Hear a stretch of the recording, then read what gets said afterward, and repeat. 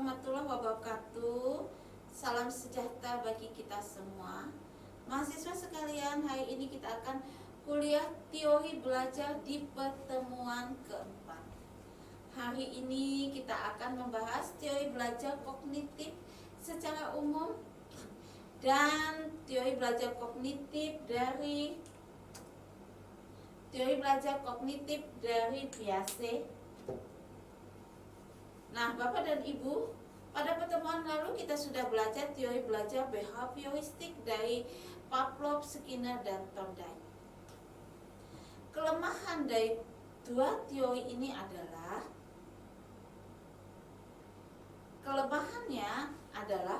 bahwa teori belajar ini hanya dia dilakukan pada hewan. Masa hasil percobaan pada hewan dipakai untuk teori belajar untuk membelajarkan anak manusia. Itu kelemahan pertamanya. Kelemahan kedua, kalau teori belajar behavioristik itu, mahasiswa sekalian,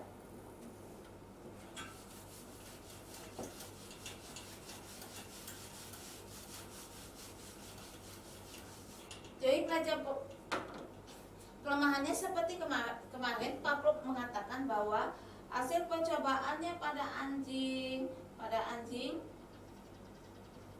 ada stimulus, ada respon. Begitu ada stimulus daging, kemudian mengeluarkan respon air liur. Ini daging mengeluarkan respon air liur.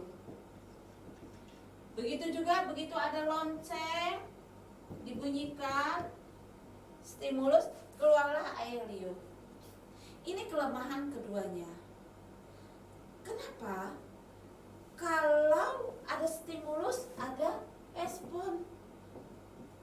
Anak manusia tidak seperti itu. Tidak lantas ada stimulus daging lantas keluar air liur, tidak. Misalnya diberikan contoh,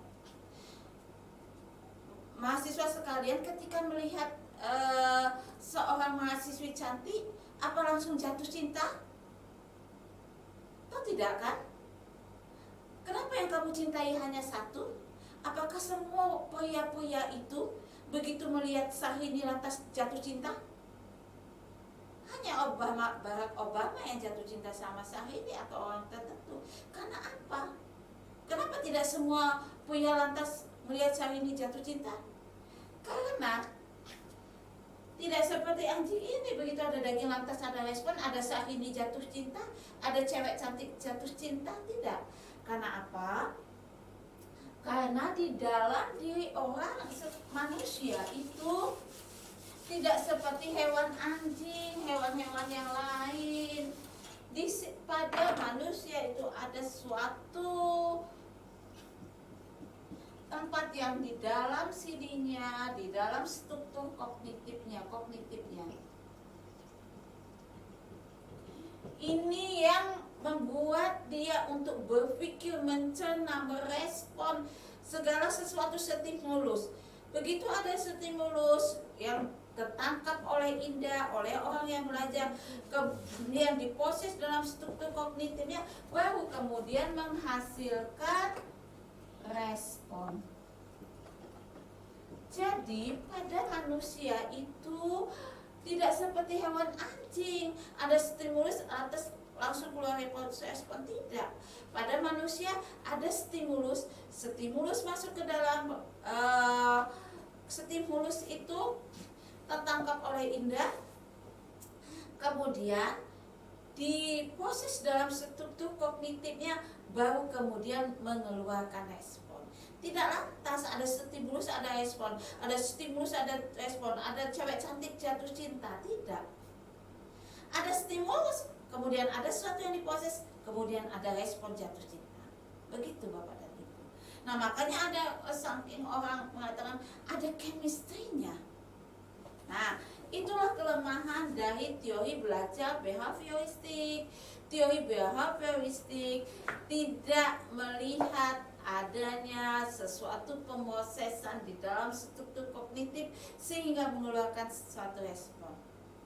Itulah protes orang-orang kognitif terhadap behavioristik, bahwa teori belajar behavioristik satu percobaan pada hewan. Masa sih katanya percobaan pada hewan dipakai untuk teori belajar pada anak manusia. Kemudian kedua, pada teori belajar behavioristik tidak memandang, tidak melihat, tidak memikirkan, tidak meninjau bahwa di dalam setiap respon ada sesuatu stimulus diproses dulu dalam struktur kognitifnya. Itu ya Bapak dan Ibu. Nah, berikut saya akan membahas teori belajar kognitif ini secara umum dulu ya Bapak dan Ibu ya.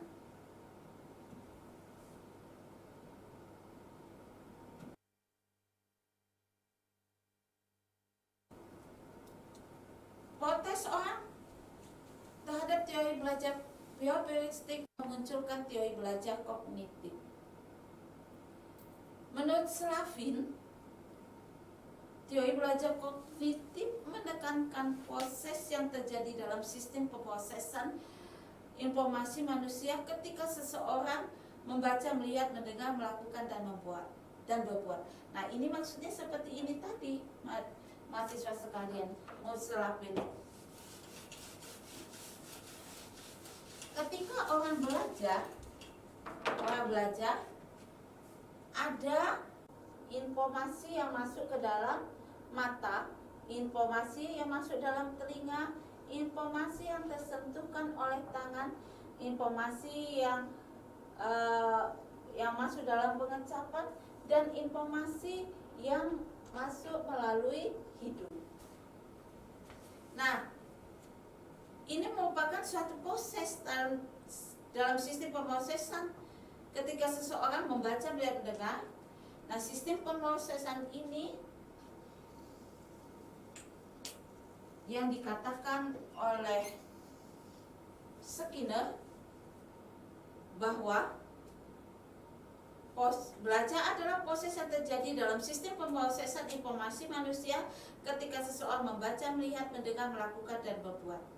Sistem pemrosesan informasi itu terdiri dari register pengindaan jangka pendek dan jangka panjang. Bapak dan Ibu, sistem pemrosesan informasi seperti saya katakan tadi terdiri dari register pengindaan memori jangka pendek dan memori jangka panjang. Bahwa seseorang yang belajar di dalam struktur kognitifnya itu yang akan memproses informasi-informasi yang akan masuk.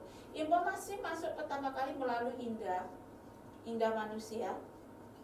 Setelah masuk ke dalam indah manusia, informasi ini kemudian dimasukkan ke dalam suatu tempat yang dikatakan memori jangka pendek. Kemudian setelah dimasukkan dalam memori jangka pendek, informasi kemudian akan dimasukkan dalam memori jangka panjang. Informasi itu akan disimpan dalam memori jangka panjang untuk waktu yang lama dan akan dikeluarkan kembali jika dibutuhkan.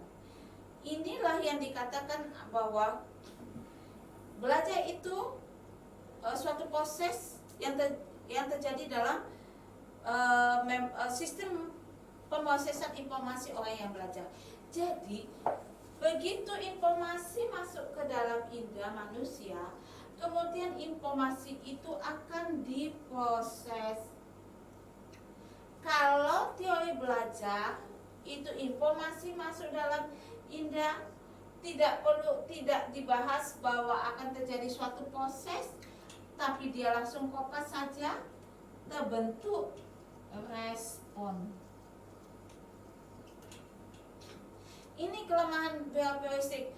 Informasi masuk dalam indera, kemudian keluar respon. Tetapi kalau kognitif informasi masuk melalui indera manusia, diproses dalam sistem pemrosesan informasi, baru kemudian keluar respon. Itu ya, ini menurut Slapin. Bapak dan Ibu, teori belajar kognitif yang akan kita bahas Piaget. Piaget itu mengatakan begini.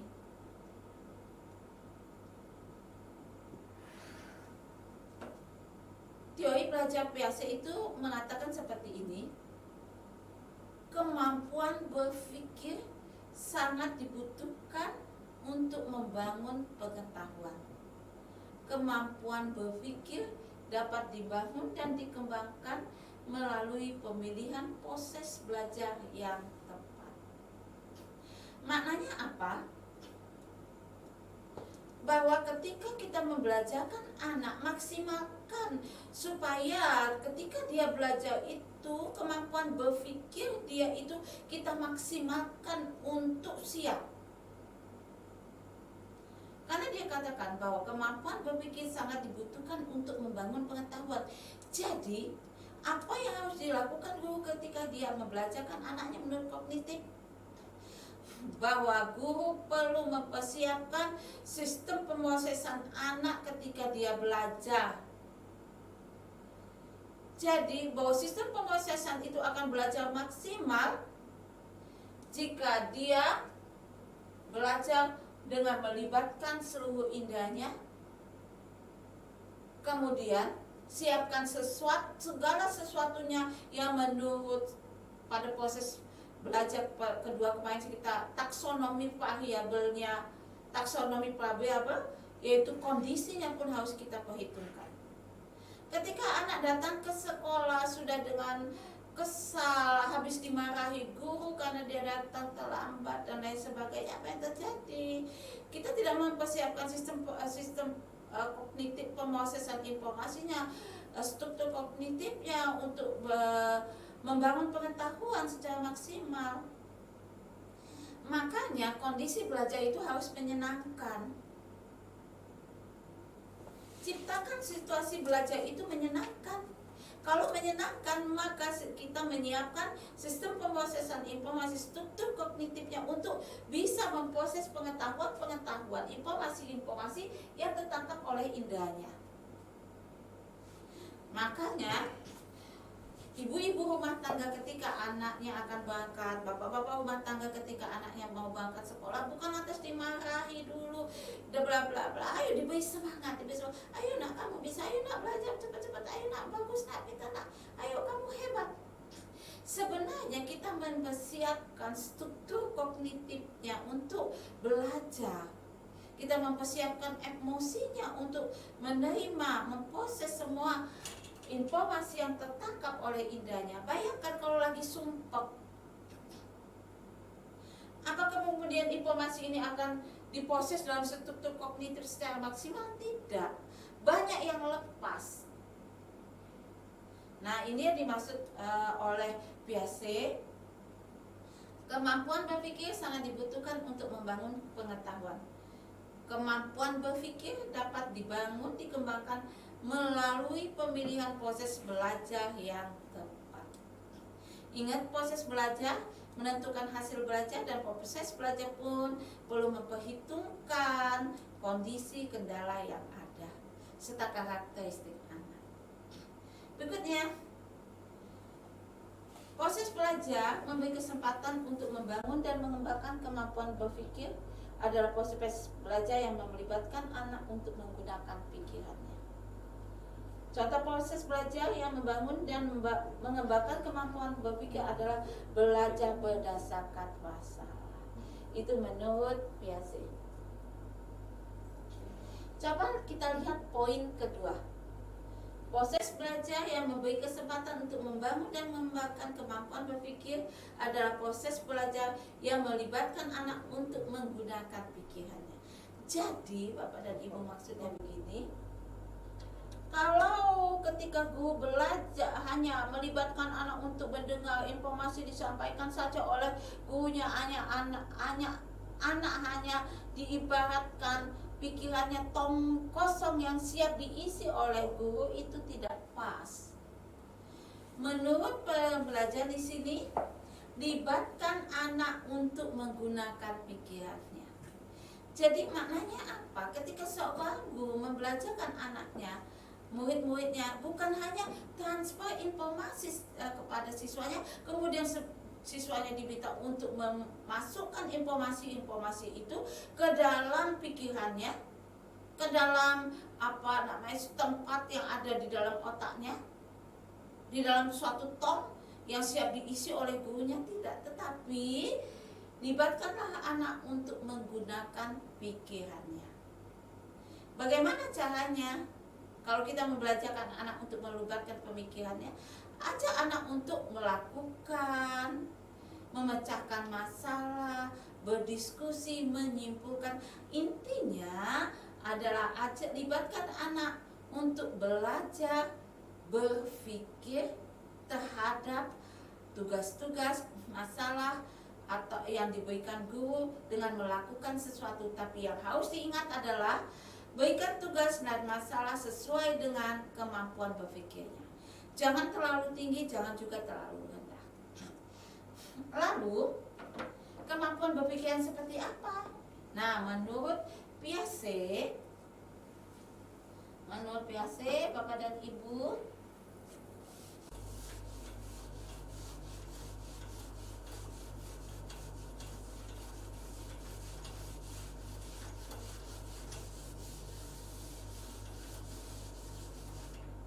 Piaget itu mengatakan begini, bahwa anak itu memiliki tingkat intelektual sesuai dengan umurnya. Yang pertama, seperti di dalam slide saya, Bapak dan Ibu, Piaget membagi 3 tingkat perkembangan intelektual. 1, sensori motorik. 2, pra-operasional. 3, operasional konkret. Dan 4, operasional formal. Ya, Piaget membagi 4 tingkat perkembangan intelektual siswa. Sensori motorik di sini itu dimiliki oleh anak usia 0 sampai 2 tahun. Kemudian operasional 2 sampai 7 tahun. Operasional konkret 7 sampai 11 tahun. Operasional formal 11 tahun. Nah, Bapak dan Ibu, apa yang dimaksud Pak sensori motorik? Coba kita perhatikan anak-anak umur dari bayi sampai umur 2 tahun. Coba kita perhatikan anak-anak bayi itu, apa yang terjadi? Begitu dia menyentuh segala sesuatu yang tersentuh oleh indera sentuhannya, apa yang terjadi? Semua dimasukkan di dalam mulut. Dia tidak bisa membedakan apakah ini berbahaya atau tidak. Dia menganggap segala sesuatu menurut sensor motoriknya. Begitu tertangkap oleh sensor motorik, dia masukkan ke dalam mulut. Itu yang dimaksud sensori motorik. Para operasional 2 sampai 7 tahun, bahwa anak-anak berusia 2 sampai 7 tahun hanya bisa memecahkan segala sesuatu yang sederhana, dan dia belum mencapai kemampuan berpikir konkret. Sementara anak berusia 7 sampai 11 tahun adalah anak-anak yang telah memiliki kemampuan berpikir pada operasional konkret. Sementara operasional formal 11 tahun ke atas adalah anak-anak yang telah mampu berpikir abstrak. Coba perhatikan poin 3 Bapak dan Ibu. Pada poin 3 itu adalah suatu poin di mana anak-anak kita itu berada pada usia 7 sampai 11 tahun ya, Bapak dan Ibu. Atau untuk mahasiswa 11 tahun ke atas. Nah, pada operasional konkret 7 sampai 11 tahun itu anak baru memiliki kemampuan operasional konkret. Apa maksudnya?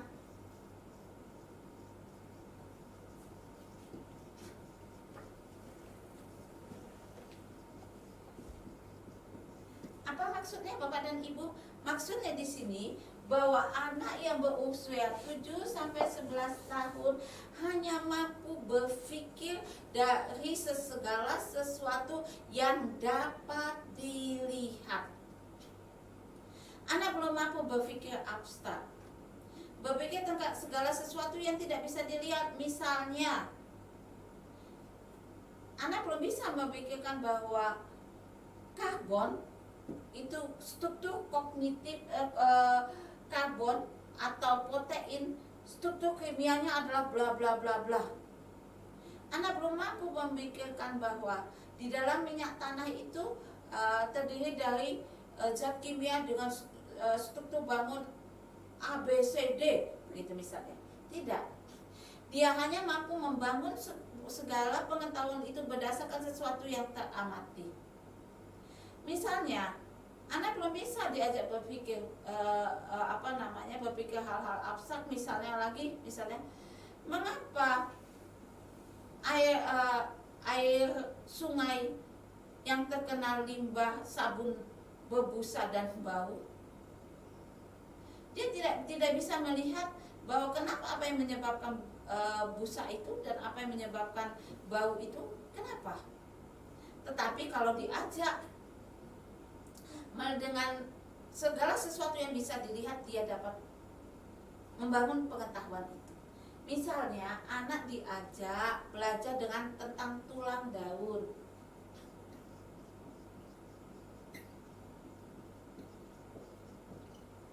Misalnya anak diajak tentang tulang daun, maka karena dia masih berpikir konkret, maka ajaklah anak untuk mengumpulkan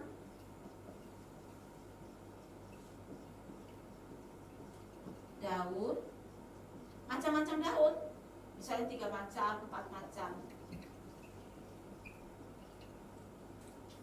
Kemudian anak diminta untuk mengajak untuk mengumpulkan macam-macam daun. Nah, kemudian mereka diminta untuk mengumpulkan, menjadikan satu daun-daun yang memiliki tulang hampir sama. Nah, mereka diminta untuk mengumpulkan, misalnya tulang daun dari nangka, tulang daun dari mangga, tulang daun dari jambu, tulang daun dari mangga, itu memiliki karakter tulang yang sama. Kemudian anak diminta lagi mereka mengumpulkan daun ilalang, daun pisang menjadi satu kelompok karena hampir sama. Kemudian anak diminta lagi untuk menjadikan satu tulang daun dari singkong, dari apalagi yang sejenis dijadikan satu. Kemudian mereka diminta untuk mengamati tulang itu. Kemudian setelah mereka mengumpulkan, kemudian mereka diminta untuk menggambarkan. Tulang daun dari mangga seperti apa yang dikelompokkan sama, seperti ini. Terus ilalang, daun pisang, seperti ini. Kemudian tulang daun dari mangkokan seperti ini. Tulang daun dari singkong seperti ini. Mereka disuruh gambar. Setelah mereka diminta menggambar, baru guru mengatakan, anak-anak, coba kalian buka buku, macam-macam tulang daun itu ada. Tulang daun apa saja? Kemudian ada tulang daun apa saja? Kemudian tulang daun apa saja lagi? Nah, mereka diminta untuk membaca itu atau guru menjelaskannya. Sekarang coba beri nama. Ini tulang daunnya apa? Oh, begini Bu. Ini tulang daun apa? Sejajar Bu. Ini tulang daun apa? Menjahit. Nah, contoh tulang daun yang sejajar apa, anak? Mari silakan setiap kelompok maju ke depan menjelaskan hasil tugasnya. Jadi ini yang dimaksud oleh Piaget. Belajarkanlah anak dengan mempersiapkan kemampuan berpikirnya. Dan harus diingat bahwa tingkat perkembangan anak itu berada pada umur-umur tertentu, belajarkan anak-anak sesuai dengan tingkat perkembangan intelektualnya. Jadi kalau anak berusia 7-11 tahun, ajaklah dia belajar berdasarkan sesuatu yang bisa dilihat. Misalnya mengajarkan tentang tulang daun, manfaat tulang daun, ajarlah anak untuk belajar melalui pertama kali melihatnya, mengumpulkannya, menjadikan satu, kemudian menamai. Begitu ya Bapak dan Ibu. Lalu bagaimana dengan anak yang telah berpikir telah 11 tahun ke atas? Ya Bapak dan Ibu, harus diperhatikan dengan hati-hati di sini Bapak dan Ibu, bahwa operasional formal menurut Piaget itu 11 tahun ke atas. Namun mahasiswa sekalian, ternyata berdasarkan berbagai hasil penelitian, tidak dengan serta-merta anak 11 tahun ke atas memiliki kemampuan berpikir abstrak. Berdasarkan berbagai hasil penelitian baik di dalam maupun luar negeri, dan penelitian yang saya lakukan di tahun 2008 dan saya itu menjadi satu bahan disertasi saya, itu pun menunjukkan dari 32 siswa dalam satu kelas, dari 32 hanya 28 masih berada pada tingkat kemampuan berpikir konkret. Itu SMA loh Bapak dan Ibu, SMA kelas 1. SMA kelas 1 masih kemampuan berpikir konkret. Nah yang empatnya baru transisi dari konkret menuju formal, belum mencapai kemampuan berpikir formal, walaupun sudah kelas 1 SMA dan sudah memiliki kemampuan berpikir formal menurut Piaget. Ternyata berbagai hasil penelitian membuktikan tidak seperti itu. Bahkan anak SMA kelas 1 pun dari 32 hanya 28 yang kemampuan berpikir konkret, 4 orang belum formal, baru transisi dari konkret menuju ke formal. Maknanya apa Bapak dan Ibu? Maknanya begini, walaupun sudah 11 tahun ke atas, tetaplah belajarkan anak berdasarkan segala sesuatu yang bisa dilihat. Belajarkan anak dengan segala sesuatu yang memaksimalkan semua indahnya untuk terlibat. Indra mata, telinga, sentuhan, melakukan dan lain sebagainya. Nah, kalau anak kemampuan berpikir formal, ya enak sekali Bapak dan Ibu. Mengapa? Apa yang terdapat dalam jaringan listrik? Di dalam jaringan listrik pipa-pipa itu terdapat arus listrik. Arus listrik itu kan tidak bisa dilihat Bapak dan Ibu. Apa yang ada di dalam itu tidak bisa dilihat, tetapi kalau anak berkemampuan berpikir formal, kita katakan begitu, kemudian dia bisa berpikir bahwa apa yang menyebabkan setelah arus suatu kabel disambungkan di dalam sumber arus, kemudian akan nyambung ke suatu tempat. Nah, anak bisa berpikirkan itu dan dia bisa membangun pengetahuan kenapa suatu kabel disambungkan di sumber arus, kemudian langsung dicolokkan di suatu tempat dan langsung tempat itu menjadi punya energi, menjadi menyala dan lain sebagainya. Nah, kalau anak belum mampu berpikir formal tidak bisa, dan itu harus diilustrasikan. Maknanya apa Bapak dan Ibu? Maknanya begini. Ya Bu, kalau tulang daun kan bisa dihadirkan. Kalau arus listrik kan kayak mana Bu, kesetrum.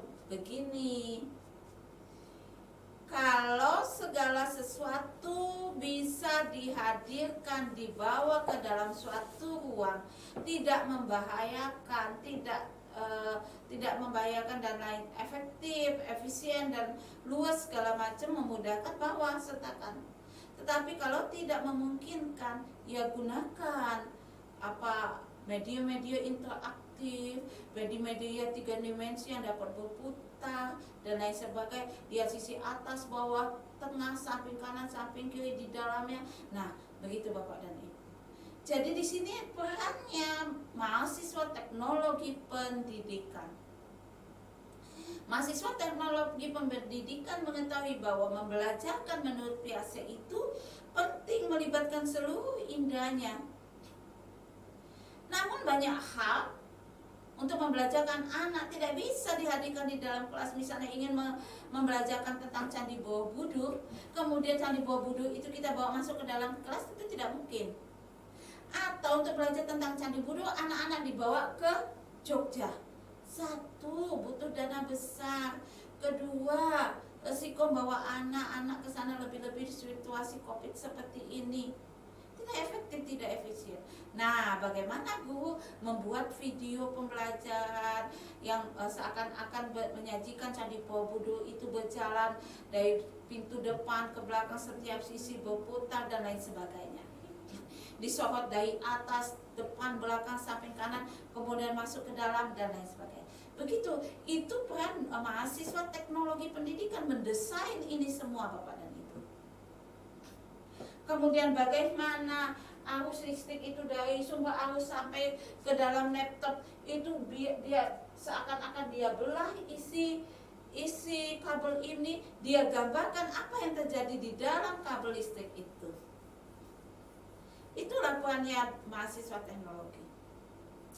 Jadi mahasiswa sekalian, menurut Piaget bahwa tingkat perkembangan kognitif mahasiswa itu anak-anak itu ada 4: sensor motorik, operasional konkret, dan operasional formal. Jadi kalau kita membelajarkan anak pada posisi operasional konkret, maka maksimalkanlah memfaktualkan konsep-konsep abstrak itu agar bisa dilihat atau dengan dilakukan dan lain sebagainya. Jika tidak mungkin, gunakan animasi-animasi yang memaksimalkan memfaktualkan itu. Dengan diingat, 11 tahun ke atas belum tentu anak mencapai kemampuan berpikir formal. Ini kenapa Piaget bisa membuat ini hasil percobaannya pada anaknya sendiri, 3 orang. Begitu Bapak dan Ibu ya. Berikutnya, kalau gitu, apa implikasi pandangan Piaget terhadap proses belajar?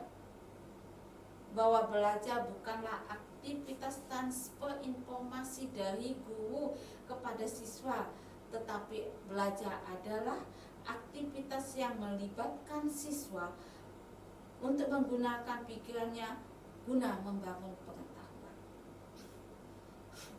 Jadi belajar bukan sekedar transfer informasi ke dalam pada anak-anak seperti disuapi, dimakannya untuk tidak. Belajar adalah upaya untuk membangun kemampuan berpikir anak-anak sehingga pengetahuan itu terbangun dalam kemampuan berpikirnya. Begitu ya Bapak dan Ibu, pertemuan kita kali ini. Apa tugasnya? Sama seperti kemarin, bagaimana menerapkan teori belajar Piaget ini pada proses pembelajaran di kelas, khususnya pada mata pelajaran yang Bapak Ibu ambil. Kalau mata pelajaran yang diampu masih terlalu luas, bisa pada 1 kali, gitu ya. Selesaikan tugas ini sampai berakhirnya pertemuan ini. Besok kita maju lagi. Ibu akan memilih 1 orang mahasiswa untuk maju lagi. Bapak dan Ibu, demikian pertemuan kita kali ini. Besok kita akan belajar teori belajar Brunner. Wassalamualaikum warahmatullahi wabarakatuh.